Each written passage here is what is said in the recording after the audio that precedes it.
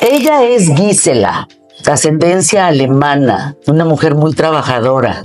La jefa te dicen muchos. ¿Qué es ser jefa para ti?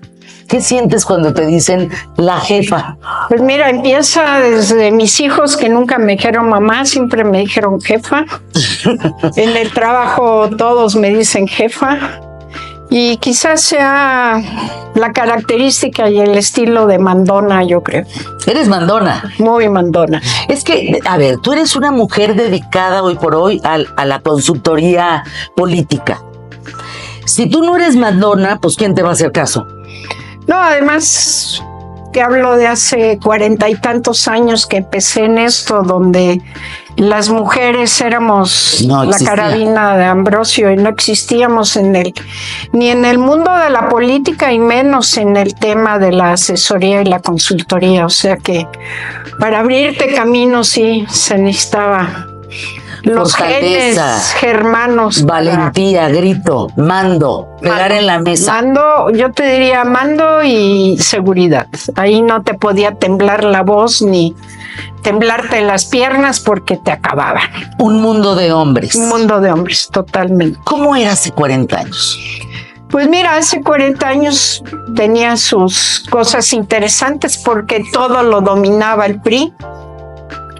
Prácticamente este tema del marketing político era algo que ya había surgido en los Estados Unidos desde los años 50.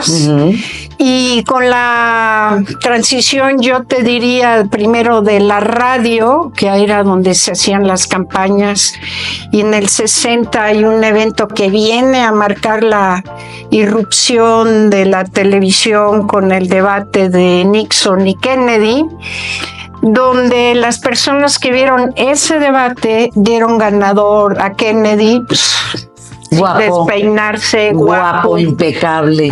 Nixon, un tipo que se acababa de afeitar y ya le había crecido la barba, sudaba mucho y eso proyectó muy mal en la tele porque parecía que estaba enfermo, que estaba nervioso. Pero vagabundo. Curiosamente, quienes escucharon ese debate por radio dieron ganador a Nixon. Pero esa es la gran llegada de la televisión a las campañas políticas y esto viene a cambiar el mundo y obviamente el tema de la competencia y el acortar los tiempos en lo que los candidatos tienen que hablar y dirigir un mensaje. Me parece un reto muy importante, Gisela, porque una de las partes de mi carrera es dar media training a aquellos que no saben hablar, a aquellos que no saben qué mensaje decir, y muchos de ellos son políticos. Y es terrible lo que encuentras, ¿no? Puede ser el que va como candidato, pero puede no tener herramientas de ningún tipo. ¿Has enfrentado casos muy complicados? Muchos, porque por un lado tienes a los que llevan toda su vida dentro de la política, que pues más o menos han visto, han aprendido, y tienes a muchos otros que quieren entrar a la política y no tienen ni idea. Y yo te diría, eso estamos viviendo en este momento con todos aquellos que están y que iniciarán su campaña para ser jueces, magistrados y ministros a partir del 30 de marzo, que no tienen ni la más mínima y remota idea de qué es una campaña y qué es hacer una campaña. Y el tema es cómo te presentas en medios donde tienes segundos. Ya no tienes ni minutos, tienes segundos para lo que quieres decir.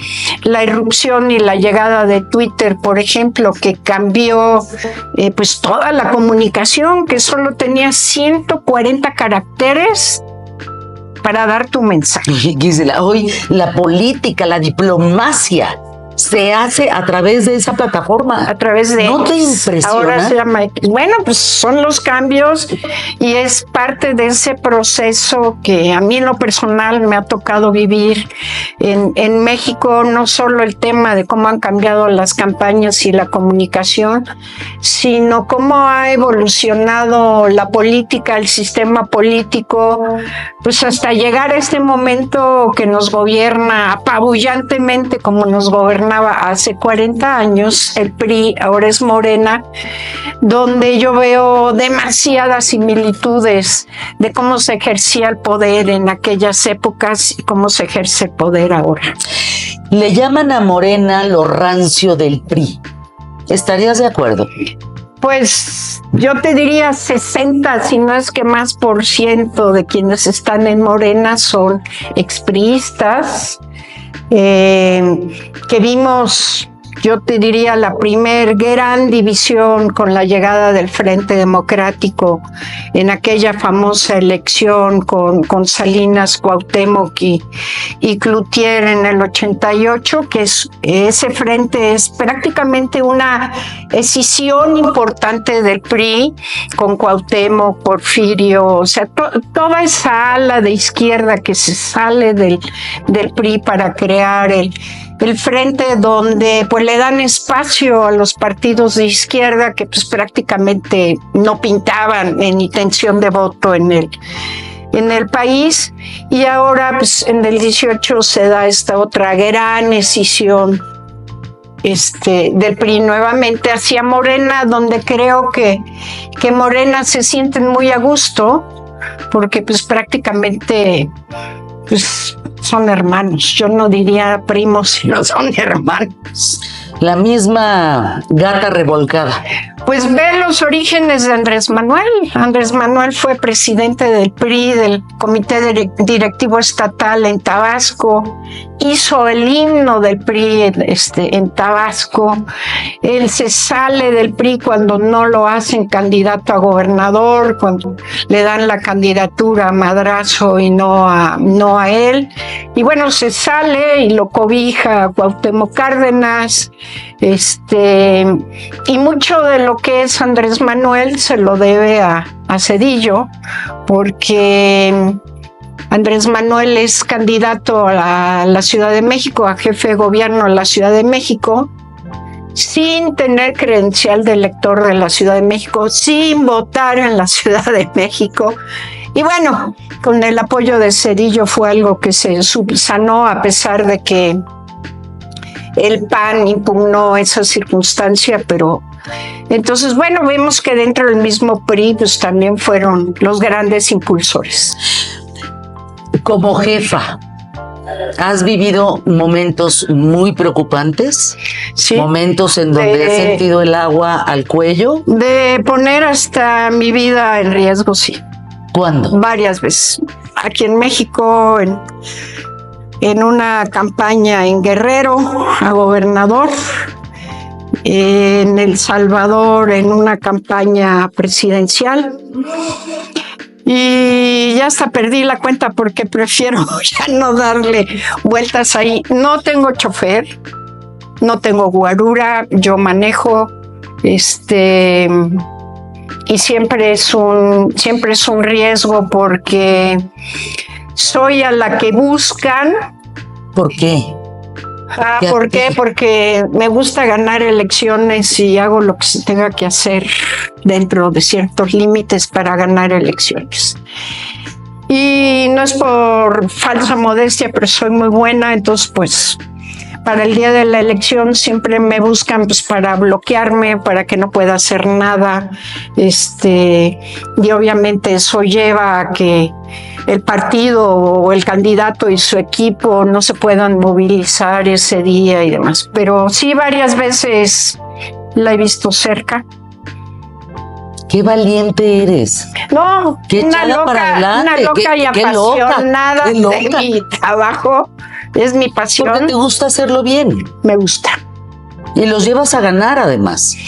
La mayoría de las veces. Hemos tenido algunos tropiezos, varios de ellos que me han dolido mucho, pero es también un aprendizaje.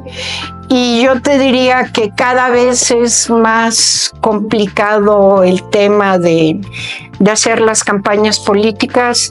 La comunicación ha cambiado, la irrupción de la tecnología. Es que yo empecé en esa radio que estás diciendo, que a través de ese el mensaje, existía todavía el 12.5% que se tenía que poner en los comerciales, ¿no? Y de repente, igual que tú, brinco a plataformas, brinco a una forma completamente distinta de comunicarte, cómo atraes a los jóvenes, que eso cuesta mucho trabajo. O sea, creo que son muchos retos. Creo que el reto más complicado es justamente el de los jóvenes, y sobre todo en estos tiempos del gaming y estos tiempos de las redes sociales, donde el TikTok manda, y no estar en TikTok en una campaña pues prácticamente no existes. El Facebook sigue siendo, como decía un amigo, el Facebook es el lugar para que mis tías se enteren de qué pasa, porque los chavos ya emigraron a otras plataformas. Pero yo te diría que donde se está dando ahorita, en este momento, la mayor parte de la comunicación es en el WhatsApp. Todo lo que recibes del WhatsApp y con las cadenas que se hacen de los grupos en WhatsApp, es una cosa impresionante. Y las fake news también en los WhatsApps. Pero en todo, o sea, las fake news. Mira, para mí las fake news han existido desde que el ser humano es ser humano. Pero el tema en estos tiempos es la viralización y el alcance. Y cuando más se desató este tema de las fake news o noticias falsas... ¿Con Trump? ¿En la candidatura? Antes de Trump, ¿sí? En el Brexit, en la salida claro. de Inglaterra de la Unión Europea, que este tema de las fake news fue quizás lo que movió a muchos de los jóvenes para votar, que luego se arrepintieron. Curiosamente son los que más se arrepintieron de haber votado la salida del Reino Unido de la Unión Europea. ¿Te acuerdas también de Grecia? Cómo los jóvenes y las mujeres se pusieron de acuerdo de un cambio y un movimiento a través de las plataformas. Sí, pero antes vino la primavera árabe. Acuérdate que en la primavera árabe, por lo menos a 3 presidentes de países árabes los tumbaron con el manejo de las redes. El problema es que los tumban del poder y no saben qué hacer. En Alemania, por ejemplo, surge un partido de solamente jóvenes que se llamaba el Partido Pirata, que se vuelven un fenómeno, obtienen el 15, el 16% en su primera elección. Esto les da una serie de posiciones en el Bundestag que definían muchas de las políticas y no sabían qué hacer. Dinamarca tiene un partido político que la presidenta de un partido político es un robot que quedó en tercer lugar en las elecciones pasadas, va a competir en estas, pero es un robot con inteligencia artificial, que es quien preside el partido. A ver, ¿qué te parece? A ver, espérame. Regresa todavía más, claro. ¿Cómo? Hay un candidato en Japón, en Tokio, que compitió hace 4 años alcalde y quedó en tercer lugar. Hay elecciones el año que entra y seguramente va a ser el primer alcalde robot del mundo. Es un robot que hicieron unos chavos que son los que han desarrollado todo este tema de la inteligencia artificial en Japón. Y Japón tiene problemas muy serios, para que vean que no nada más aquí nosotros en México, de corrupción. Al año por lo menos hay 1 o 2 ministros que tumban por el tema de corrupción, y entonces el argumento es que como el robot no se equivoca, no es corrupto. No es corrupto. ¿Y si serían corruptos, Giselle? Pues están programados. Yo creo que no, porque ese es el objetivo de estos chavos.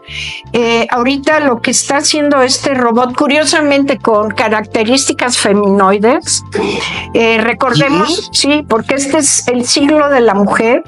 y el siglo de la feminización de la política, este siglo XXI. En México con Claudia y Xochitl. Bueno, con Claudia y Xochitl. ¿Y aquello cómo lo viste? No, porque es un tema que venimos de un siglo muy machista que fue el siglo XX. Así es. Con tantas guerras y todo lo demás. Y entonces, esta entrada al siglo XXI es esta parte de la mujer con más sensibilidad, no tan violenta, no tan guerrera. Habrá que pensar en una Thatcher, ¿no? Pero la Thatcher fue el siglo pasado. Queda claro. O sea, es la Thatcher, una de sus cosas que decía era lo que ella criticaba, que por más que ella cuidaba su lado femenino, se tenía que masculinizar porque trataba con puros canijos. ¿Cómo ves a la presidenta Sheinbaum? De verdad, así, a ver, como mujer con tu experiencia. Para mí ha sido una verdadera sorpresa. Y lo voy a decir porque unos meses antes de la elección me hicieron una entrevista en una revista y el argumento era que pues iba a ser un títere, que iba a ser la marioneta, que no tenía personalidad, que no tenía carácter. Entonces yo lo que dije meses antes de la elección es que todos nos íbamos a llevar una sorpresa de la mujer que era, del carácter que tiene y de lo que tenía claro que tenía que hacer. Obviamente tiene una sombra que yo creo que esa sombra algo se la va a sacudir en la elección intermedia del 27. ¿Así lo ves? Así ¿Algo lo veo. o alguien? No, algo, porque ella va a incidir en quiénes van a ser candidatos para la Cámara de Diputados. Hay 17 gubernaturas y entonces sí, el hijo de, Andy controlando el partido y demás moverá candidaturas, pero creo que ella va a dar un manotazo en la mesa y va a cambiar un poco el perfil porque es indiscutible que los títeres... No, es una romería. Los títeres de AMLO, pues es el líder de la Cámara de Senadores, de la Cámara de Diputados, que pues tienen a la mujer agarrada del pescuezo. Pero la imagen que ahorita, por ejemplo, yo acabo de regresar de Alemania y no hay día que no se comente. La felicitó el líder alemán. Claro, no hay día que no se comente lo bien que está haciendo Claudia y que es la única que ha entendido cómo ir capoteando el vendaval que es tropa.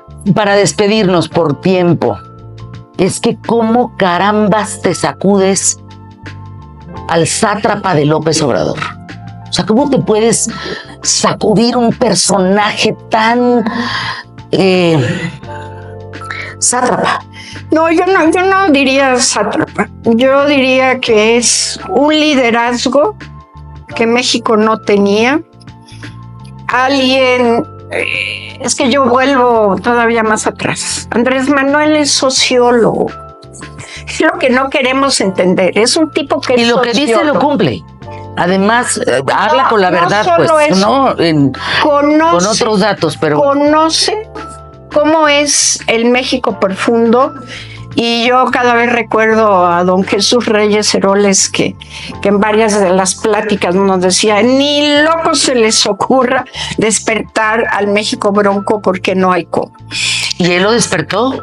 Es que él los entendió y él es la voz y él es el que les dio la voz a millones y millones de mexicanos que nadie había escuchado, nos guste o no. Les preguntó al mano alzada, ¿tumbamos el aeropuerto? ¿Tumbamos? ¿Cuántos millones en este país tienen la posibilidad de volar? Sí, pero esos que vuelan finalmente le tendrían que dar trabajo a muchos de los que no vuelan. Sí, pero estamos hablando de millones. Y Andrés Manuel es para mí, un estratega político genial. Su vida, su pasión son las campañas y las elecciones. Y ¿alguna vez trabajaste con él? No, me tocó al lado contrario en el 2006 y en el 12. Entonces, Híjole, no, bueno, lo conozco del otro lado. No. Pero bueno, fueron dos campañas que se ganaron. En la del 18 ya no estuve en la elección presidencial, pero en las dos que él no gana, en el 2006-2012, me tocó mover ahí varios hilos. Entonces, lo tienes que conocer. Y además, ese liderazgo con características mesiánicas, ¿qué está haciendo Trump? Lo mismo. Dios me salvó la vida porque tengo algo que hacer y esa es mi misión y demás. Bueno, pues en las mismas anda López Obrador. ¿Tú crees que en el 27 Claudia se lo pueda sacudir, no solo a él, a Andy y a toda la bola de, insisto, es que ¿para qué sirven? Son unas rémoras. A ver, yo creo que se va a sacudir por lo menos a Monreal. A Dan Augusto no puede porque es senador 6 años, pero yo creo que va a hacer muchas cosas. Pero ella siempre le va a vivir agradecida a López Obrador, porque por López Obrador llegó presidenta.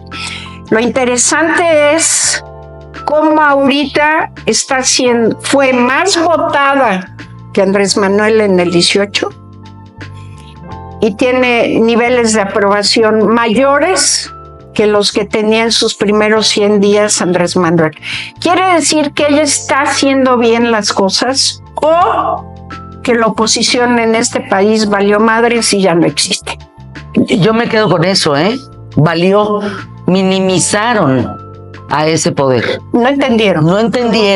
Se quedaron con una cúpula muy pequeña y muy cercana, pero no salieron de sus casas, no entendieron los mensajes, no entendieron las redes, no entendieron a los jóvenes, no han entendido nada, no existen. No escucharon. Y siguen sin escuchar y siguen sin entender qué pasó. Para despedirnos y agradecerte profundamente que estés aquí, ¿a qué huele México hoy?